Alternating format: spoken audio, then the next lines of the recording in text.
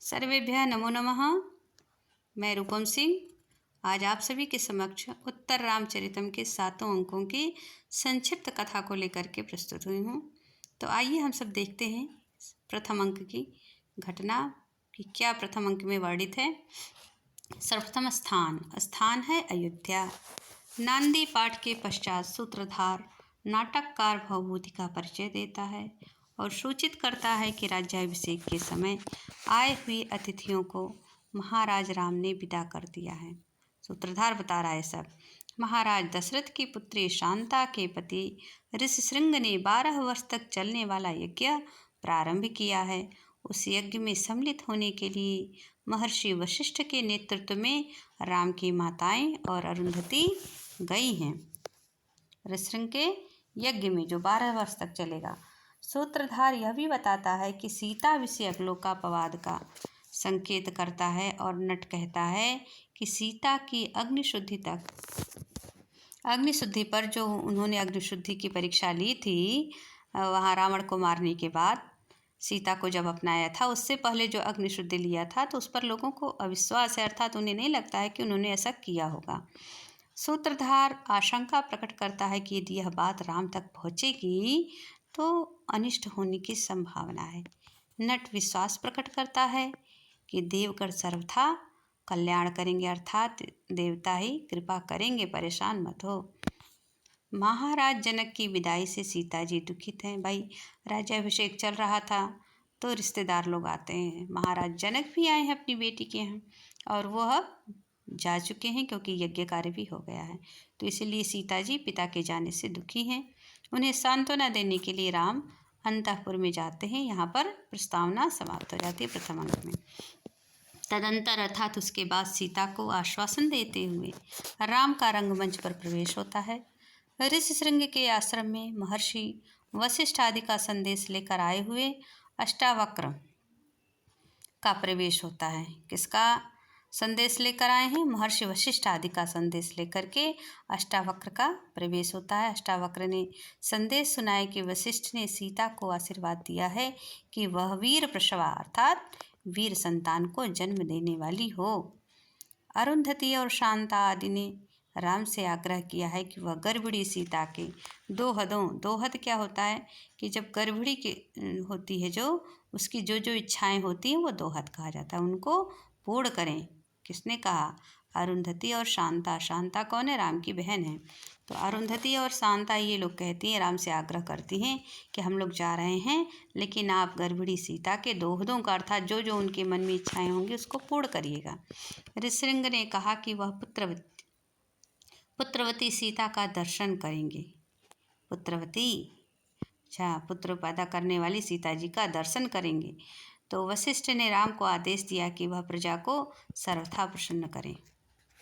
ऋषिशृंग कौन है? ऋषिशृंग जो है शांता के पति हैं, अर्थात कहने का मतलब है राम के जीजा जी हैं, इसीलिए वो सीता जी का दर्शन करना चाहते हैं जाते समय कि एक बार सीता जी से मिल लें। वशिष्ठ ने राम को आदेश दिया कि वह प्रजा को सर्वथा प्रसन्न रखें। इसके उत्तर में राम का कथन है कि मैं प्रजा को प्रसन्न रखने के लिए सीता को भी छोड़ सकता हूँ। कह रहे हैं कि वशिष्ठ ने राम को आदेश दिया कि वह प्रजा को सर्वथा प्रसन्न रखें। तो रामचंद्र जी इसके उत्तर में क्या कहते हैं कि प्रजा को प्रसन्न रखने के लिए सीता को भी छोड़ देता हूँ। देखिए यहीं से सीता जी को त्यागने की भूमिका बन गई। राम का यह कथन सीता के भावी परित्याग की सूचना देता है। अष्टावक्र का प्रस्थान, लक्ष्मण का प्रवेश, विस्खिन्न सीता के मनोविनोदार्थ राम और सीता को चित्रवीथी में रामचरित से संबद्ध चित्रों को दिखाने के लिए ली जाती। चित्रवीथी क्या है? चित्रवीथी वही जहाँ चित्र लगे हुए हों। तो इसी बात को बता रहे हैं कि सीता जी पिताजी चले गए हैं। जब अष्टावक्र चले जाते हैं सीता जी से मिलकर, लक्ष्मण जी प्रवेश करते हैं अपने भाभी के कमरे में तो देखते हैं कि सीता जी बहुत दुखी हैं। तो उनको प्रसन्न करने के लिए मनोविनोदार्थ अर्थात उनका मनोरंजन करने के लिए लक्ष्मण जी चित्रवीथी में सीता जी की अग्निचित्र तक के चित्र जो लगे हुए हैं उनको दिखाते हैं। राम सीता के पूर्ण पवित्रता की घोषणा करते हैं कि भले ही अग्निशुद्धि हुई हो लेकिन सीता जी पूर्णतया पवित्र हैं। फिर जिम्भक अस्त्रों के चित्र को देखती हैं, वहीं पर जिम्भक अस्त्र भी लगे हुए हैं, उनके भी चित्र हैं। तो चित्र को देख करके सीता राम और सीता को वर देते, रामचंद्र जी सीता जी को कहते हैं, वरदान देते हैं कि ये जो जिम्भक अस्त्र देख रही हो बना है, यह तुम्हारी संतानों को प्राप्त होगा। तुम्हारी संतान इसको प्राप्त करेंगे। तो समझिए आशीर्वाद दे दिए भाई, कह दिए। तो तत्पश्चात राम का अपने विवाह, मंथरा वृत्तांत, वनवासार्थ, जटाधारण यानी वनवास जाने के लिए सबसे पहले क्या देखते हैं कि जिम्भा का अस्त्र तुम्हारी संतान प्राप्त होगा, इतना कह दिए कि वो जब पैदा होंगे तभी से प्राप्त कर लेंगे। उसके बाद राम अपने विवाह की फ़ोटो देखते हैं, फ़ोटो माने चित्र भी थी है तो चित्र देखते हैं। मंथरा का वृत्तांत, किस किस तरीके से मंथरा जो है कैकेयी को बता रही है बातें, बता क्या रही है, उसका चित्र ही बना था, दिखा रहे हैं चित्र। फिर वनवास जाने के लिए किस तरीके से उन्होंने वस्त्र इत्यादि धारण किए थे, भागीरथी नदी पर पहुँचे तो वहाँ का चित्र, यमुना का तटवर्ती वृक्ष दिखाते हैं, वट वृक्ष जो है यमुना के किनारे वट वृक्ष लगा है। फिर विराट राक्षस की घटना दिखाते हैं। और फिर जनस्थान, हाँ जो वही तृतीय अंक में आएगा, जनस्थान, मध्यवर्ती प्रसवण पर्वत, गोदावरी नदी, सुपर्णखा विवाद, किस तरीके से नाक कान काटे हैं। सीता के रावण के द्वारा हरण की स्मृति याद हो जाती है कि किस तरीके से सीता जी को रावण ने हरण किया था। राम के द्वारा सीता को आश्वासन, जटायु के पराक्रम का चित्र, कुंजवान पर्वत, मतंग ऋषि के आश्रम में श्रमणा नामक सिद्ध तपस्विनी, पंपा तालाब, हनुमान और माल्यवान पर्वत के चित्रों को देखना, सीता को वन विहार और गंगा स्नान का दोहद होता है। अब देखिए सीता जी को वन विहार और गंगा स्नान का दोहद होता, अर्थात इच्छा होती। दोहद क्या है, पीछे हम लोग पढ़ के आए कि गर्भवती स्त्री की इच्छाएं। तो सीता जी की इच्छा है कि वो वन में टहलने जाए, वन विहार अर्थात वन टहलना जाना चाहती हैं और गंगा स्नान करना चाहती हैं। तो तदर्थ यानी उसके लिए राम का लक्ष्मण को रथ लाने का आदेश दिया जाता है। सीता को नींद आना, सीता जी को नींद आ जाता है। दुर्मुख नामक दूत का प्रवेश हो जाता है। ये भी पूछा जाता है, महत्वपूर्ण प्रश्न है कि दुर्मुख नामक दूत का प्रवेश होता है, तब वह सीता विषयक लोकापवाद की सूचना राम को देता है। अभी राम ने मन नहीं बनाया है कि सीता जी को छोड़ना है। अब देखिए उनका दोहद है कि वो वन विहार करें और गंगा स्नान करें। तभी जो है रामचंद्र जी लक्ष्मण को भेजते हैं कि जाओ भाई तुम्हारी भाभी को टहलने जाना है तो रथ ले आओ।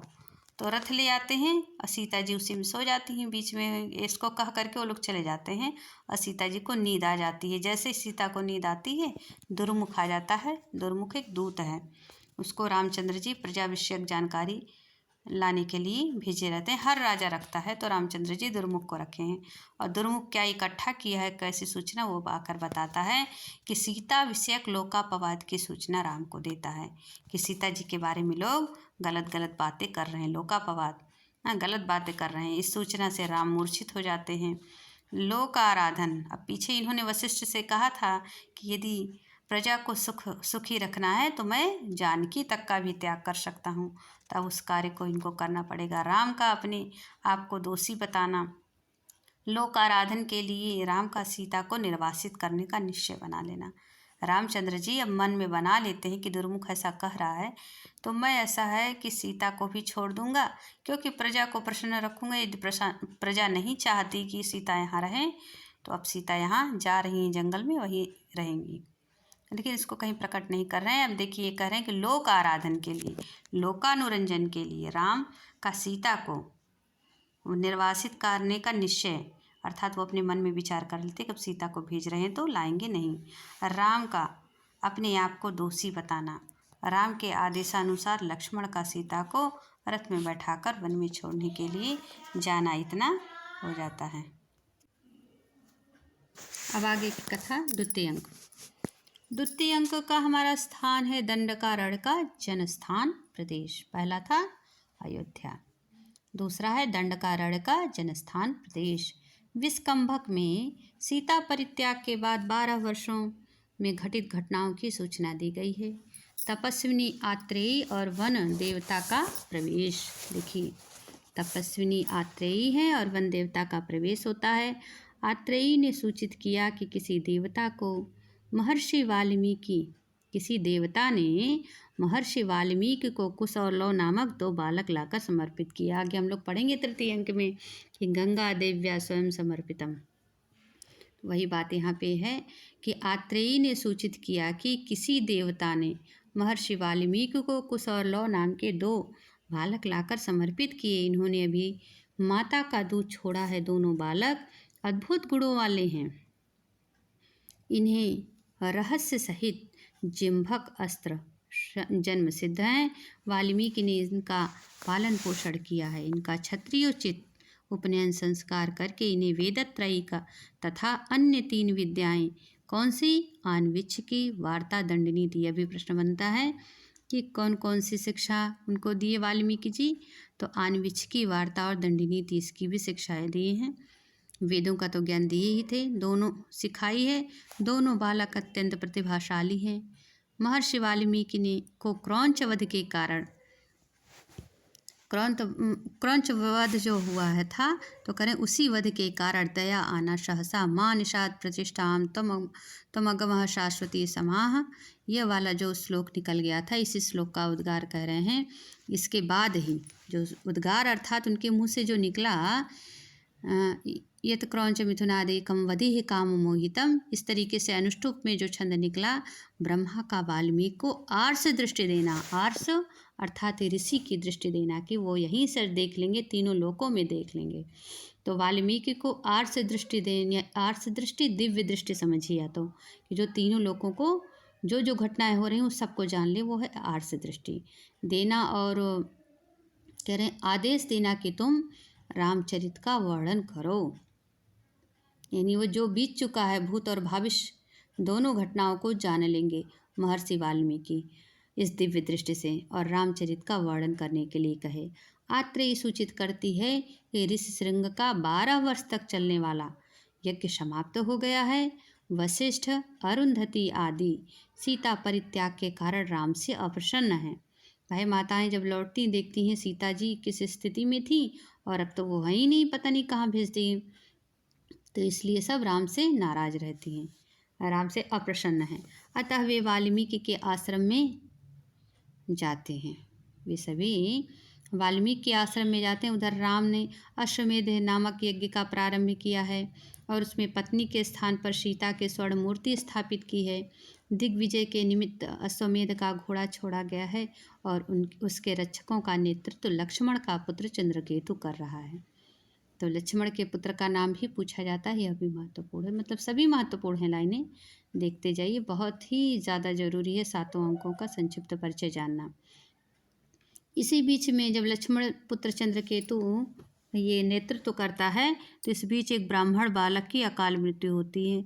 मतलब जब घोड़ा छोड़े हैं उसी घटना के बीच में, अश्वमेध यज्ञ की घटना के बीच में ही आकाशवाणी होती है कि शंभुक नामक एक शूद्र तपस्वी तप कर रहा है और उसको मार करके रामचंद्र जी ब्राह्मण बालक को पुनर्जीवित करें। राम शंभुक को ढूंढते हुए दंडकारण्य में जाते हैं। यहीं पर विष्कंभक समाप्त हो जाता है। अब राम का शंभुक को मारना, शंभुक का दिव्य पुरुष का रूप धारण करके राम के प्रति कृतज्ञता प्रकट करना, शंभुक से यह जान करके यह दंडक वन है, राम का पूर्व घटनाओं को स्मरण करना और विलाप करना। रामचंद्र जी शंभुक से यह जानते हैं कि यह दंडक वन है, दंडकारण्य है, वही रामचंद्र जी वहीं पर रहे थे कभी। तो अब वो जो शंभुक ही बताता है कि महाराज आप यहाँ रह चुके हैं। शंभुक से यह जानते हैं। शंभुक ऐसा वैसा कोई नहीं था, शूद्र तपस्वी बलराव वो एक दिव्य पुरुष था, उसकी मुक्ति राम के हाथों लिखी थी, इसीलिए रामचंद्र जी यहाँ मारने के लिए आए थे। राम का शंभुक को मारना यहाँ लिखा है, लेकिन उसको मुक्ति देने आए थे वास्तव में। शंभुक का दिव्य पुरुष का रूप धारण करके राम के प्रति कृतज्ञता प्रकट करना, वो उनके प्रति कृतज्ञ होता है कि आपने मुझे मुक्ति दिलाई इस जन्म से। फिर शंभुक से यह जानकर कि यह दंडक वन है, राम का पूर्व घटनाओं को स्मरण करना और फिर विलाप करना, विलाप यानी रोना। अगस्त के निमंत्रण पर पंचवटी दर्शन के बिना ही पुष्पक विमान से राम का अगस्त के आश्रम के लिए प्रवेश होना। देखिए यहाँ अगस्त के आश्रम में सोचते हैं कि यहाँ तक आए हैं तो ऋषि अगस्त से भी मिल लें, और पंचवटी यहीं पास में ही है। तो अगस्त के निमंत्रण पर अगस्त जी उनको बुलवाते हैं कि आइए पंचवटी का दर्शन कर लीजिए, मुझसे भी मिल लीजिए। तो अगस्त के निमंत्रण पर पंचवटी दर्शन के बिना ही अच्छा, पंचवटी दर्शन नहीं देखते, पंचवटी को नहीं देखते, उसके बिना ही पुष्पक विमान से राम का अगस्त के आश्रम के लिए प्रस्थान हो जाता है। तृतीय अंक हम और आप पढ़े ही हैं, तो आइए तृतीय अंक की घटना को देख लेते हैं, जो बहुत ही महत्वपूर्ण है, जो हमारे पाठ्यक्रम में भी है। स्थान है दंडकारण्य का पंचवटी प्रदेश। ठीक, पंचवटी प्रदेश वहाँ देखे नहीं थे, लेकिन देखिए आ गए हैं दंडकारण्य के पंचवटी प्रदेश में। विस्कंभक में शरीरधारी तमसा और मुरला नामक दो नदियों का प्रवेश। विस्कंभक में दिखाते हैं कि मानो तमसा जो नदी है, मुरला नदी है, ये दोनों नदी देवता हैं, तो शरीर धारण की हैं। शरीरधारी तमसा और मुरला का नामक दो नदियों का प्रवेश होता है, तो दोनों के संवाद से सूचित होता है। भाई बात करेंगी तो शरीर ही धारण करके बात करेंगी ना, इसीलिए दिया गया है कि विस्कंभक में शरीरधारी तमसा, उसका नाम तमसा नदी रहता है, और दूसरी का मुरला नदी। तो तमसा और मुरला नामक दो नदी देवता हैं। पूछा जाता है कौन है, तो ये दोनों नदी देवता हैं। ऐसी दो नदियों का प्रवेश होता है। दोनों के संवाद से सूचित होता है कि सीता के परित्याग से राम अत्यधिक दुखी एवं शोकातुर हैं, शोक से व्याकुल हैं। तो गोदावरी नदी से प्रार्थना की गई है कि वह राम के जीवन के प्रति सावधान रहे। कुश और लव के विषय में और विवरण प्राप्त होता है कि वाल्मीकि आश्रम के समीप ही सीता को छोड़कर जब लक्ष्मण लौट जाते हैं, तब सीता ने प्रसव पीड़ा से पीड़ित होकर के अपने आप को गंगा के प्रवाह में डाल दिया, और वहीं उनके दो पुत्र उत्पन्न हुए।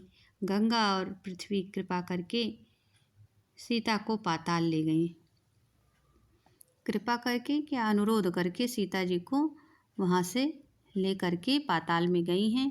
जब दोनों बालकों ने माता का दूध छोड़ दिया, तब देवी गंगा ने स्वयं उन दोनों बालकों को महर्षि वाल्मीकि को समर्पित किए। इधर राम अगस्त के आश्रम में लौट करके पंचवटी में आते हैं। गंगा को संदेह है कि कहीं राम कुछ अनिष्ट ना कर बैठें, अतः वह सीता सहित गोदावरी के पास आती है। उस दिन कुश और लव की 12वीं वर्षगांठ थी, यानी 12 वर्ष के हो गए थे दोनों, कुश और लव। तो गंगा ने सीता को आदेश दिया कि वह अपने हाथ से एकत्रित की हुई अर्थात तोड़े हुए फूलों से ही सूर्यदेव की पूजा करे। सीता को गंगा जी ने आदेश दिया कि वह अपने हाथ से ही एकत्रित किए हुए फूलों को तोड़ करके सूर्य देवता को अर्घ्य दें, उनकी पूजा करें। साथ ही सीता को सिद्धि प्रदान की गई कि वह अदृश्य होकर रहेंगी। साथ ही सीता को सिद्धि भी दी कि वह जो है अदृश्य होकर रहेगी, उसे मनुष्य ही नहीं अपितु वन देवता भी नहीं देख सकेंगे। अतएव आगे के वर्णन में राम भी सीता को नहीं देख पाते हैं। सीता गोदावरी के जल से निकलती हैं और साक्षात करुणा की मूर्ति एवं शरीर धारिणी विरह व्यथा सी प्रतीत होती हैं। यहाँ पर विस्कंभक समाप्त हो जाता है। आगे राम पंचवटी में प्रवेश करते हैं और अपने पूर्व परिचित स्थानों को देख करके मूर्छित होते हैं। पूर्व परिचित अर्थात पहले भी तो आए थे जब कैकेयी ने भेजा था, तो उन स्थानों को देखते हैं। सीता जी के साथ रहे थे, इसलिए देख करके मूर्छित होते हैं। सीता अपने हाथ के स्पर्श से राम को होश में लाती हैं और राम सीता के प्रति अपने हार्दिक और मार्मिक उद्गार को प्रकट करते हैं। सीता भी अदृश्य रहते हुए राम के हार्दिक भावों से परिचित होती हैं। वन देवता वासंती का पंचवटी में राम से मिलना। वन देवता वासंती का पंचवटी में राम से मिलना। राम वासंती से वार्तालाप करते हैं। उधर अदृश्य रहते हुए सीता तमसा से बात करती है।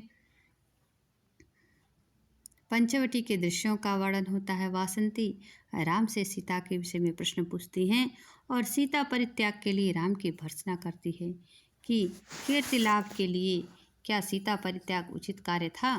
राम दुखित होते हैं और आशंका प्रकट करते हैं कि वन में सीता को हिंसक पशु खा गए हैं। राम भावावेश में विलाप करते हैं, वे मूर्छित होते हैं और सीता के हस्त स्पर्श से होश में आते हैं। सीता जी उनको हाथों से स्पर्श करती हैं तो वह होश में आ जाते हैं। राम सूचित करते हैं कि उन्होंने अश्वमेध यज्ञ का आरंभ किया है। किससे बताते हैं? वासंती से बता रहे हैं कि उन्हें जाना है क्योंकि अश्वमेध यज्ञ प्रारंभ किया है और उसमें सीता के स्वर्ण प्रतिमा को उन्होंने अपनी पत्नी के स्थान पर रखा है। राम अश्वमेध के लिए अयोध्या लौट जाते हैं और सीता पुत्रों की वर्षगांठ मनाने के लिए गंगा के पास जाती हैं। यहीं पर हमारा तीसरा अंक समाप्त होता है। फिर चतुर्थ अंक आ जाता है। चतुर्थ अंक का स्थान क्या है? चतुर्थ अंक का स्थान महर्षि वाल्मीकि के आश्रम का समीपवर्ती स्थान है। महर्षि वाल्मीकि का आश्रम, उसी के पास का स्थान, समीपवर्ती स्थान। वाल्मीकि के शिष्य सौदादकी और दंडायन के वार्तालाप से ज्ञात होता है कि वाल्मीकि के आश्रम में वशिष्ठ, अरुंधति, राम की माताएं और जनक अतिथि रूप में आए हैं। सीता के शोक से संतप्त राजर्षि जनक आश्रम के बाहर वृक्ष के नीचे बैठे हैं। विस्कंभक समाप्त हो जाता है। आगे जनक का प्रवेश होता है। वे सीता के शोक में विलाप करते हैं, अर्थात रो रहे हैं। वशिष्ठ के आदेशानुसार अरुंधति के साथ कौशल्या जनक से मिलने आती हैं। भाई उनकी बेटी छोड़ दी गई है, तो इसीलिए कौशल्या को भी कष्ट होता है, वो भी पुत्री की तरह ही पालती है। तो इसीलिए वो जो है जनक जी से मिलने आती हैं। कौन? आदेशानुसार वशिष्ठ कहते हैं कि जाइए आप जनक जी से मिल लीजिए। तो वशिष्ठ के आदेशानुसार अरुंधति के साथ कौशल्या जनक से मिलने आती हैं। जनक और कौशल्या सीता शोक के कारण दुखी होते हैं तथा राम और सीता के विवाह के पश्चात की घटनाओं को स्मरण करके दुखित होते हैं। अरुंधति का कथन है कि वशिष्ठ ने बताया है कि इन घटनाओं का अंत जो है वो सुखद होगा। अरुंधति का कथन है। अरुंधति कौन है? वशिष्ठ की पत्नी। तो वही कह रही हैं कि अरुंधति का कथन है कि वशिष्ठ ने बताया है कि जो घटनाएं चाहे जैसी भी हो रही हों, इसका अंत तो सुखद होगा। नेपथ्य में शिष्टानध्याय के कारण खेलते हुए बालकों का कोलाहल होता है, अर्थात बच्चे लड़ाई झगड़ा करते रहते हैं, उनका शोर सुनाई देता है। बालकों में राम के सदृश आकृति वाला बालक दिखाई देता है। जनक उसे कंचुकी से बुलवाते हैं। बालक लव आकर उन वृद्धों को प्रणाम करता है। कौशल्या यह देखकर आनंदित होती है कि लव की आकृति तो सीता से मिलती जुलती है। कौशल्या लव से उसके माता पिता का नाम पूछती हैं। लव अपने आप को वाल्मीकि का पुत्र बताता है। वही वाल्मीकि के पास ही रहता है और दूध छोड़ने के पास बाद से ही उन्हीं के पास रहा, तो इसीलिए उन्हीं को पिता जाना। तो अब पिता जो है वाल्मीकि को बताते हैं कि मैं उन्हीं का पुत्र हूँ, वाल्मीकि का पुत्र हूँ। लव रामायण की कथा तथा, और कौन पूछता है? कौशल्या जी पूछती हैं। लव रामायण की कथा तथा उसके पात्र राम, लक्ष्मण, जनक आदि की जानकारी प्रकट करता है।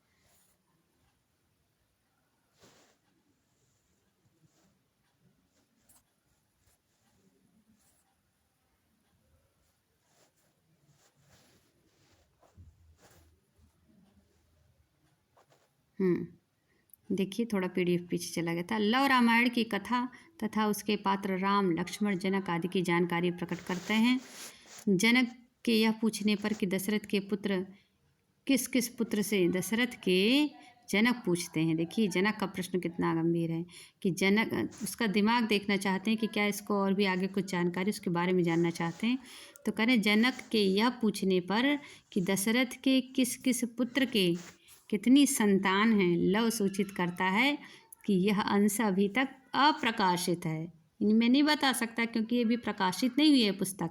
और वाल्मीकि ने यह अंश मेरे बड़े भाई कुश के संरक्षण में अभिनय के लिए भरत मुनि के पास भेजा है। इसी बीच अश्वमेध यज्ञ का आश्रम के समीप आता है और जो है वो बालक घोड़ा दिखाने के लिए लव को ले जाते हैं। अश्वरक्षकों से विवाद बढ़ जाने के कारण लव अपना धनुष उठा करके युद्धार्थ तैयार हो जाते हैं, अर्थात लव जो है यहाँ पर छोटे हैं। आगे षष्ठ अंक है हमारा। छठे अंक में पंचम अंक, पंचम अंक का स्थान क्या है? वाल्मीकि आश्रम का समीपवर्ती स्थान। चौथा और पांचवा दोनों। सारथी सुमंत्र के साथ लक्ष्मण पुत्र चंद्रकेतु का प्रवेश होता है। दोनों यह देखकर आश्चर्यचकित हैं कि लव ने अश्वरक्षकों को हरा दिया और मार भगाया। तो चंद्रकेतु लव को युद्धार्थ आवाहन करता है। वे चंद्रकेतु भी छोटा ही होगा, लेकिन वह लव को बुलाता है कि आओ मुझसे युद्ध करो। वार्तालाप में विघ्न करने के कारण लव जिम्भक अस्त्र के प्रयोग से सैनिकों को निश्चेष्ट कर देता है। वही जिम्भक अस्त्र जो रामचंद्र जी ने उनको दिया था। तो लव राम के शौर्य को कुछ नहीं समझता और उन पर आक्षेप करता है कि क्रुद्ध चंद्रकेतु लव से युद्ध के लिए तैयार हो जाता है। आगे छठा अंक हमारा है। छठा अंक का स्थान क्या है? वाल्मीकि आश्रम का समीपवर्ती स्थान। विस्कंभक में विद्याधर और विद्याधरी के संवाद से सूचना मिलती है कि लव और चंद्रकेतु में दिव्य अस्त्रों से घोर युद्ध हो रहा है। चंद्रकेतु ने आग्नेय अस्त्र का प्रयोग किया है, उसके प्रतिकार स्वरूप लव ने वारुण अस्त्र का प्रयोग किया। पुनः उसके प्रतिकार रूप में चंद्रकेतु ने वायव्य अस्त्र को छोड़ा। इसी प्रकार शंभु के वध के बाद लौटे हुए राम का प्रवेश हो जाता है। भाई दोनों आपस में लड़ रहे हैं, उधरी से रामचंद्र जी जा रहे थे वध करके, क्योंकि वो अगस्त बुलाए थे। तो भी देखते हैं तो यहीं पर विस्कंभक का समाप्त हो जाता है। आगे लव और चंद्रकेतु राम को प्रणाम करते हैं। लव को देख करके राम को हार्दिक प्रसन्नता होती है, वे उससे गले लगाते हैं। लव जिम्भक अस्त्र को लौटा लेता है। भाई कहते होंगे कि इसको लौटा लो, सबको होश में ले आओ, तो जिम्भक अस्त्र को लव लौटा लेता है। लव राम को सूचित करता है कि जिम्भक अस्त्र उसे जन्म सिद्ध है। इसी समय भारत के आश्रम से लौटे हुए कुश का प्रवेश, कुश लव से राम का परिचय प्राप्त करके उन्हें प्रणाम करते हैं। कुश जो है अब लव से पूछता है राम को कि ये कौन है, तो परिचय प्राप्त करके उन्हें प्रणाम करता है। जानता है कि अयोध्या के राजा हैं राम। कुश और लव की आकृति से अनुमान करते हैं कि दोनों बालक सीता के ही पुत्र हैं। ये युगल हैं, इन्हें जिम्भक अस्त्र जन्म सिद्ध है। अपने अनुमान की पुष्टि के लिए वे उनसे कुछ प्रश्न पूछते हैं, परंतु सीता के विषय में उनके उत्तर उदासीन के तुल्य। भाई वो कभी रहे ही नहीं, वाल्मीकि के पास रहे तो कैसे जानेंगे सीता के बारे में। तो उत्तर देने में वो उदासीन हो जाते हैं। अतः राम अपना अनुमान त्याग देते हैं। शिशु कलह को सुन करके वशिष्ठ, वाल्मीकि, जनक, दशरथ रानियाँ और अरुंधति वहाँ पहुँचते हैं। शोक से संतप्त एवं लज्जित राम उनको प्रणाम करने के लिए जाते हैं। भाई वो भी दुखी हैं कि मैंने गलत कर दिया, सीता जी का परित्याग किया, इसलिए लज्जित हैं, लेकिन सबको प्रणाम करते हैं। अब 7वें अंक देखिए। 7वें अंक का मंचन होने जा रहा है। स्थान कौन सा है? वाल्मीकि आश्रम का समीपवर्ती स्थान। चौथा, 5वां, 6ठा, 7वां सभी वाल्मीकि आश्रम का समीपवर्ती स्थान है। इस अंक में वाल्मीकि के आश्रम के समीप गंगा के तट पर वाल्मीकि कृति, वाल्मीकि की रचना जो थी उत्तर रामचरितम, मतलब उत्तर रामचरितम नहीं, रामायण, उसी का उत्तर भाग है उत्तर रामचरितम। तो वाल्मीकि के आश्रम का समीपवर्ती स्थान इस अंक में वाल्मीकि, यानी 7वें अंक में वाल्मीकि के आश्रम के समीप गंगा के तट पर वाल्मीकि की कृति का अप्सराओं के द्वारा अभिनय किया गया। यह प्रश्न पूछा जाता है कि किसके द्वारा अभिनय किया गया, तो अप्सराओं के द्वारा अभिनय किया गया। इस अभिनय को देखने के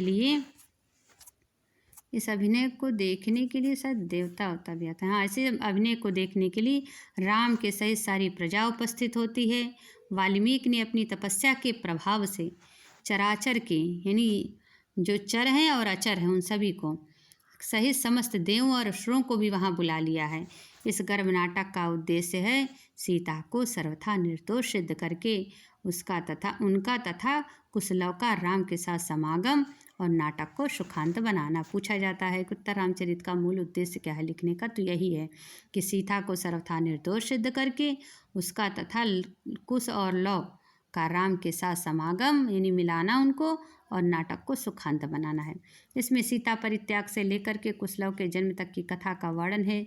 सीता प्रसव वेदना से पीड़ित होकर के अपने आप को गंगा में डाल देती हैं। सीता जल में ही पुत्रों को जन्म देती हैं। गंगा और पृथ्वी एक एक बच्चे को गोद में लिए हुए सीता को सहारा देकर के जल से बाहर लाती हैं। पृथ्वी सीता परित्याग के कारण राम पर क्रुद्ध होती है। गंगा उसे समझाती है। आकाश में तीव्र प्रकाश होता है और प्रकाश में जिम्भक अस्त्र कुश तथा लव को प्राप्त होते हैं। पृथ्वी के आदेशानुसार सीता दूध छोड़ने तक दोनों बालकों का पालन करती हैं। तत्पश्चात गंगा उन दोनों को महर्षि वाल्मीकि को समर्पित करती हैं। सीता के रसातल को सुशोभित करने के समाचार को सुनकर राम मूर्छित हो जाते हैं। इसी समय गंगा और पृथ्वी के साथ सीता जल से प्रकट होती हैं। सीता के हस्तस्पर्श से राम होश में आते हैं और पृथ्वी अपने उत्तरदायित्व से मुक्त होती हैं कि अब तक मैंने सीता की रक्षा पूरी की, यानी जब तक था मेरा काम इनकी रक्षा करना, मैंने पूरा कर लिया। राम पृथ्वी के प्रति कृतज्ञता प्रकट करते हैं। राम जो है पृथ्वी के प्रति कृतज्ञता प्रकट करते हैं कि आपने मेरी पत्नी को इतने दिन तक रखा। अरुंधति सीता की पवित्रता की घोषणा करती है। ये भी प्रश्न बनता है कि कौन घोषणा करता है, तो अरुंधति। अरुंधति सीता की पवित्रता की घोषणा करती हैं और सभी देवादि तथा चराचर प्राणी वर्ग उनका समर्थन करते हैं कि हाँ, सीता जी पतिव्रता हैं। राम निर्दोष सीता को स्वीकार करते हैं। कुश और लव के साथ वाल्मीकि का प्रवेश होता है। कुश और लव का माता पिता से मिलन, भरत वाक्य के साथ इस नाटक की समाप्ति होती है। यही हमारे 7वें अंक का सार था। तो आप लोगों को कैसा लगा अवश्य बताइएगा। आज के लिए बहुत है, धन्यवाद। अब इसी तरीके से मैं एक छोटे छोटे वीडियो आप लोगों को उपलब्ध कराती रहूँगी। धन्यवाद सभी। नमः संस्कृत।